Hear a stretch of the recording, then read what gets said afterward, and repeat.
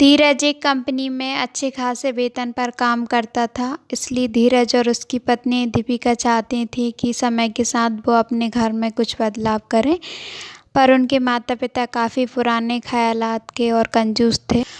माँ जी, अब मुझसे इस सिलबट्टे पर मसाले नहीं पीसे जाते, क्यों ना हम मिक्सी खरीद लें। अरे बहू, मिक्सी विक्सी का हमारे घर में क्या काम, थोड़े बहुत मसाले पीसने होते हैं। अब मिक्सी लेकर पैसे क्यों बर्बाद करना, और जो स्वाद हाथों से पीसे हुए मसालों से आता है वो मिक्सी में कहाँ।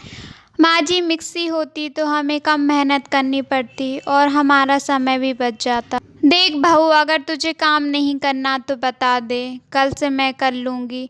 मेरे सामने ये फिजूल खर्चे और बहानेबाजी मत किया कर। ऐसा बोलकर सीता तो वहाँ से चली जाती है। ऐसे ही कई दिन बीत जाते हैं। ऐसे ही एक दिन काफ़ी गर्मी थी, जिस वजह से धीरज ने अपने माँ बाप से कहा, पिताजी, गर्मी बहुत ज़्यादा है। मैं सोच रहा हूँ क्यों ना हम एसी ले लें। वैसे भी आजकल सबके घरों में एसी होता ही है।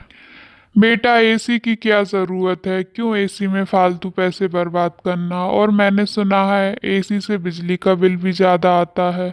क्यों फिजूल के खर्च कर रहा है? 1-2 महीने की तो गर्मी है, कट जाएंगे। हाँ बेटा, तेरे पिताजी सही कह रहे हैं। तू पैसे बचाया कर, कल तेरे ही काम आएंगे। और ऐसे एक बार फिर सीता घर के सामान लाने के लिए मना कर देती है। धीरे धीरे समय बीतता है और सर्दी का मौसम आ जाता है। पता नहीं ये दोनों अपनी पुरानी सोच को कब बदलेंगे। आप क्यों चिंता करते हो जी, समय के साथ सब ठीक हो जाएगा। दीपिका, उनको कभी एहसास नहीं होगा। हमको उनके तरीके से ही उसे एहसास दिलाना होगा। और धीरज ठान लेता है अब वो अपने माता पिता के साथ उनके जैसा ही बर्ताव करेगा। बेटा, ठंड बहुत बढ़ गई है, हीटर ले आ।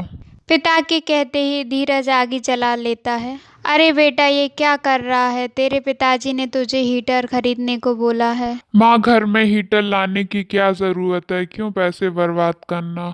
और अगर हीटर लाएंगे तो बिजली का बिल भी बहुत आएगा। वैसे भी अब के ज़माने में कहाँ हीटर हुआ करते थे। अरे बेटा, अब तेरे माता पिता बूढ़े हो गए हैं, हमसे ठंड सहन नहीं होती, इसलिए तेरे पिताजी हीटर लाने का बोल रहे हैं। माँ जी, अब तो धीरज जी ने आपके लिए लकड़ी जला दी है, हाथ तापिए और ठंड को भगाइए। धीरज और दीपिका की बात सुनकर उनके माता पिता को समझ आ जाता है कि समय के साथ जीवन में परिवर्तन लाना कितना ज़रूरी होता है।